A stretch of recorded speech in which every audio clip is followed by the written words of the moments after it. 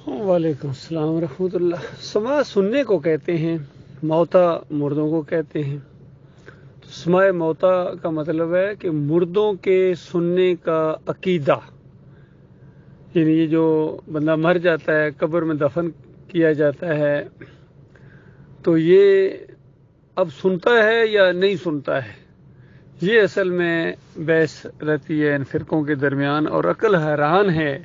کہ کیسا شدید وار شیطان کا ان کے اوپر ہوا ہے، اور یہ اشرف المخلوقات ہونے کا دعویٰ کرنے والے، اور ہیں ظاہری بات ہے بہترین ساخت میں اللہ نے اس کو پیدا کیا ہے، اور اتنی سادہ سی بات یہ سمجھ نہیں پا رہا ہے کہ مردہ اور سنتا یہ دو الٹی چیزیں ہیں۔ جس طرح کہا جاتا ہے یہ تو مردوں کی طرح ہے، نہیں سنتا ہے، یہ تو مردوں کی طرح ہے، نہیں بولتا ہے۔ تو اسی طرح جب قرآن میں کہا گیا کہ آپ مردوں کو نہیں سنا سکتے، انک لا تسمع الموتیٰ، نبی علیہ السلام کو کہا گیا کہ آپ مردوں کو نہیں سنا سکتے، چاہے وہ دعوت کا معاملہ ہو تو اس میں بھی مثال دی گئی ہے، یعنی جس طرح مردے نہیں سنتے ہیں نا، اس طرح یہ والے زندے جو ہیں آگے پیچھے زندہ لاشیں ہیں، یہ آپ کی بات کو، توحید کی بات کو، ایمان عقیدے کی بات کو نہیں سن رہے ہیں، یہ مردوں کی طرح ہیں، چونکہ مردہ نہیں سنتا ہے۔ پھر دوسری جگہ کہا گیا جن کو وہ پکارتے تھے، لات منات وبل کو پکارتے تھے، ابراہیم علیہ السلام کو پکارتے تھے، اسماعیل علیہ السلام کو پکارتے تھے، تو ان کو بتایا گیا کہ جن کو تم اللہ کے علاوہ پکارتے ہو، لا یخلقون شیئا وهم یخلقون اموات غیر احیاء وما یشعرون ایان یبعثون، کہ یہ تو کسی چیز کے خالق نہیں ہیں بلکہ خود مخلوق ہیں، مردے ہیں، ان کے اندر زندگی کی رمق تک باقی نہیں ہے، ان کو تو اپنے بارے میں نہیں معلوم، تو تمہارے بارے میں کیا معلوم ہوگا؟ کون پکار رہا ہے، کون نظر و نیاز کر رہا ہے، کون عرس اور میلے کر رہا ہے، کون چڑھاوے چڑھا رہا ہے، کون واسطے وسیلے دے رہا ہے،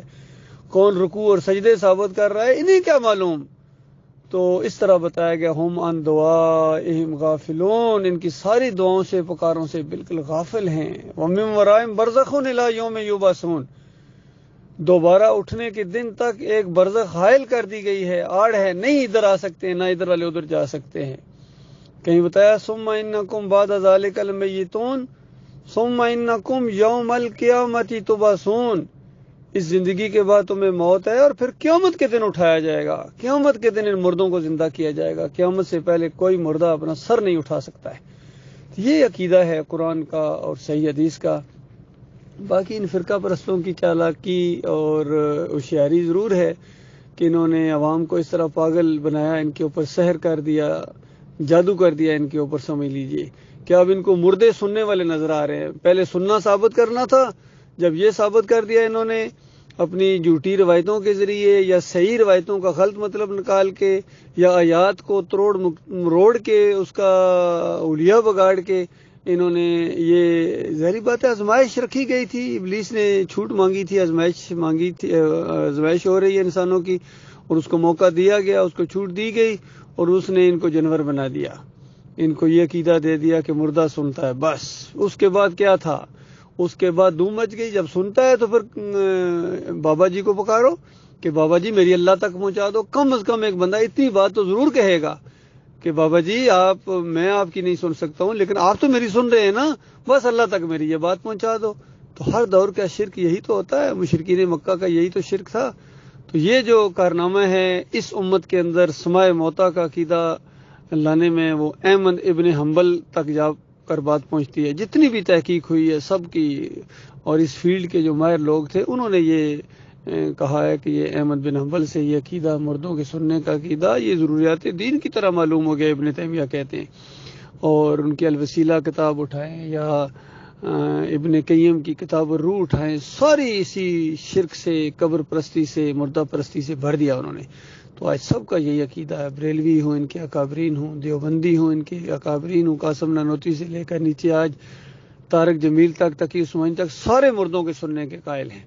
اور سارے اہل حدیث، حنبلی ہوں، سلفی ہوں، سعودی ہوں، سارے کے سارے سماع موتا کے قائل ہیں۔ اس مشرکانہ عقیدہ ان کی رگوں کا خون ہے، کیونکہ ان کے اکابرین ان کو یہ عقیدہ دے کے گئے ہیں۔ اور اب اگر یہ بات سمجھ بھی جاتا ہے کہ مردے نہیں سنتے ہیں، تو اب ان کا مسئلہ یہ بن گیا کہ ان کے اکابرین کو اب کیسے بچایا جائے، وہ تو شرک پر مر گئے، تو لہٰذا اس کا پھر دفاع کرنا شروع کر دیتے ہیں۔ تو یہ عقیدہ، سماع موتا کا عقیدہ، یہ شرک کی جڑ ہے، اور اس جڑ کے اوپر تیشہ چلایا اس دور کے موحد عالم دین ڈاکٹر مسعود الدین عثمانی رحمۃ اللہ علیہ نے، بالکل جڑ کے اوپر تیشہ چلایا۔ اور پھر اسی طرح حیات النبی فی القبر، یہ کہتے ہیں انبیاء قبروں کے اندر زندہ نمازیں پڑھ رہے ہیں، اندازہ لگے بس صرف قبر کی زندگی انہوں نے ثابت کرنی تھی، نمازیں پڑھ رہے ہیں، اچھا زکوٰۃ نہیں دے رہے ہیں، حج نہیں کر رہے ہیں، اس کے بعد جہاد نہیں کر رہے ہیں، کیونکہ بس قبر کی زندگی ثابت کرنی ہے صرف اس شیطان ابلیس نے۔ تو پھر سارا یہ کھیل کھیلا گیا، جو عرس اور میلے ہو رہے ہیں، چادریں چڑھائی جا رہی ہیں، یہ اسی عقیدے کی بنیاد کے اوپر ہے، یہ مشرکانہ عقیدہ، جب تک اس کو جڑ سے اکھیڑ نہ دیا جائے۔ تو یہ عقیدہ جو ہے نا، یہ باطل عقیدہ ہے اور قرآن کے خلاف عقیدہ ہے، کافرانہ عقیدہ ہے، اسی عقیدے نے یہ بربادی کی ہے۔ اللہ تعالیٰ انسانیت کو ایمان کی طرف پلٹنے کا موقع دے، مالک ان کو سمجھ دے، اور ہمیشہ کی آخرت کا معاملہ ہے یہ۔